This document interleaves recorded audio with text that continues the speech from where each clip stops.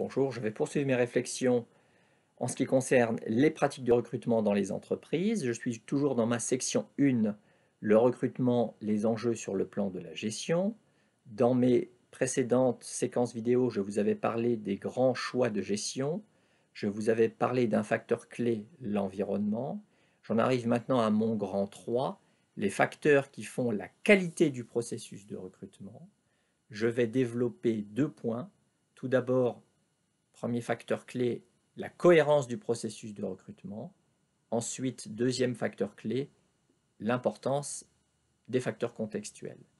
Dans cette séquence vidéo, je vais vous parler de la cohérence du processus de recrutement. C'est donc mon 3.1. Quand on examine les ouvrages de gestion des ressources humaines, le processus de recrutement est en général relativement bien décrit dans sa dimension technique et procédurale. La perspective qui est adoptée par la plupart des auteurs est une perspective que l'on peut qualifier d'instrumentale. C'est le cas de la méthodologie adoptée par Martori et Crozet, qui sont 2 consultants et qui ont inventé une méthodologie qui est très connue. Les 2 auteurs vont ainsi décomposer le processus de recrutement en une série d'étapes. Plus précisément, Martori et Crozet vont décrire le processus de recrutement en 8 grandes étapes que je vais passer en revue brièvement. La première étape, c'est la définition du poste. Étape évidemment très importante. De quoi s'agit-il? Il s'agit de définir le poste et de dresser une définition de poste, une fiche de poste ou une fiche de fonction, qui va répertorier les exigences du poste pour lequel on recrute. Deuxième étape, une fois que l'on a dressé la définition de fonction, la définition du poste, on va dresser la définition du profil du candidat. Il s'agit en fait ici de traduire un contenu de poste en caractéristiques sociales, c'est-à-dire il s'agit d'identifier l'ensemble des qualités et des compétences nécessaires pour occuper correctement le poste en question. Ça peut être des qualités intellectuelles, ça peut être des qualités morales, ça peut être des qualités physiques, ça peut être des compétences comportementales, des compétences relationnelles, des compétences techniques ou encore des compétences émotionnelles.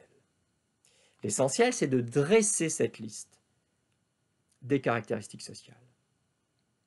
Troisième étape, l'identification des sources de recrutement. La question que l'on se pose ici est celle du marché où l'on a le plus de chances de trouver le candidat recherché. Marché interne ou marché externe. Quatrième étape, le choix de l'opérateur central de l'acte de recrutement, en réponse à la question « Qui va recruter ?» Ici, plusieurs stratégies sont possibles.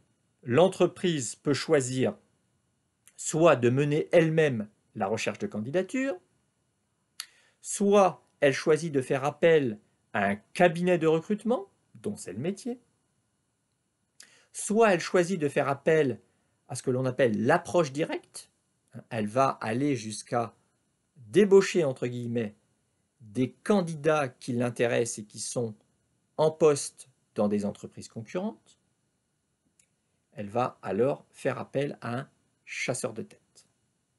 Finalement, par rapport à ces différents choix, et il y en a d'autres que j'oublie, tout dépend du type de recrutement, de la difficulté du recrutement, du profil recherché et du budget alloué.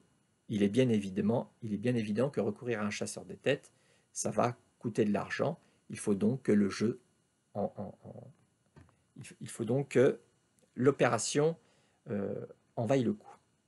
Cinquième étape, la campagne de recrutement. Il s'agit ici de communiquer vis-à-vis de la cible choisie pour lui faire savoir que l'entreprise recrute. C'est donc une opération de communication. Elle peut être interne quand on s'adresse au marché interne. Elle peut être externe quand on s'adresse au marché du travail traditionnel. Sixième étape, la sélection. Là, on va déployer un certain nombre d'outils pour sélectionner parmi les candidatures recueillies. Alors, le trio classique, c'est les références. On va demander quelles sont les références de la personne, l'utilisation du CV, l'entretien ou les entretiens qui peuvent être en face à face, par téléphone, par des outils comme Skype, Zoom ou autres. Les tests d'aptitude, on peut recruter sur la base de tests d'aptitude qu'on en appelait auparavant tests d'intelligence. Les tests de personnalité, quelquefois on accorde une grande importance à la personnalité et donc on fait passer un ou plusieurs tests de personnalité au candidat. Les essais professionnels et les tests de situation, là on va tester en situation de travail ou dans une situation qui se rapproche le plus possible d'une situation de travail réelle, le ou les candidats. 7e étape, la décision d'embauche. Alors ça, c'est la phase la moins instrumentée, donc on va dire la moins objective. Elle peut être individuelle ou collective. Une personne seule peut prendre la décision en son âme et conscience, ou bien la décision est le fruit de tractations, d'échanges, de discussions. Dans ce cas-là, la décision d'embauche est collective, notamment quand on cherche à créer un consensus. 8e et dernière phase, l'intégration dans l'organisation. La phase d'intégration ou la phase de socialisation fait partie de l'opération de recrutement. Quelles sont les pratiques les plus courantes déployées par les entreprises durant la phase d'intégration? Le livret ou la vidéo d'accueil que l'on va distribuer ou que l'on va diffuser auprès des nouveaux entrants, le stage d'intégration, le tutorat, l'aménagement du temps de travail pour faciliter le processus d'apprentissage dans le poste, ou encore la mise en doublon avec une personne expérimentée pour faire en sorte que la personne expérimentée transmette ses compétences professionnelles et transmette son expérience professionnelle aux nouveaux venus. Voilà, on a là affaire à un processus de recrutement harmonieux en 8 grandes étapes. Ça, c'était la méthodologie de Martori et Crozet. Cela vous donne ainsi des points de repère. Dans la prochaine vidéo, je vous parlerai de l'importance des facteurs contextuels.